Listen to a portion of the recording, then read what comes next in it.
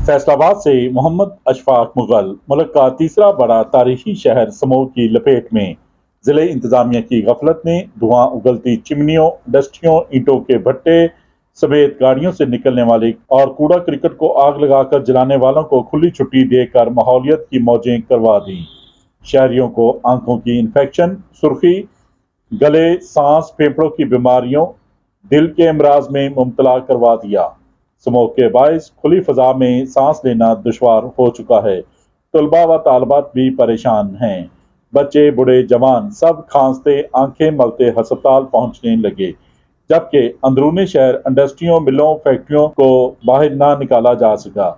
यही वजह है कि 24 घंटे अंदरूनी शहर में कायम इंडस्ट्रियां, फैक्ट्रियां, मिलें धुआं उगलती रहती हैं। इनके साथ शहर की तमाम शाहराहों पर चलती गाड़ियां, रिक्शे, चिंची धुआं उगलते हैं। यही वजह है कि रेलवे का इंजन हो या कूड़ा क्रिकेट को आग लगी हो, किसी को आग बुझाने की जहमत नहीं होती। वेस्ट मैनेजमेंट कंपनी वाले सुबह सुबह सफाई करने के साथ कूड़े को आग लगा लेते हैं, जिससे न सिर्फ माहौल आलूदा होता है बल्कि वो स्मोक का बायस बन रहा है। शहरियों ने वजीर आला पंजाब मोहसिन नकवी से फौरी नोटिस लेकर मुल्क के तीसरे बड़े तारीखी शहर को स्मोक से पाक करने के लिए ठोस इकदाम करने का मुतालबा किया है। देखते रहिए GS न्यूज।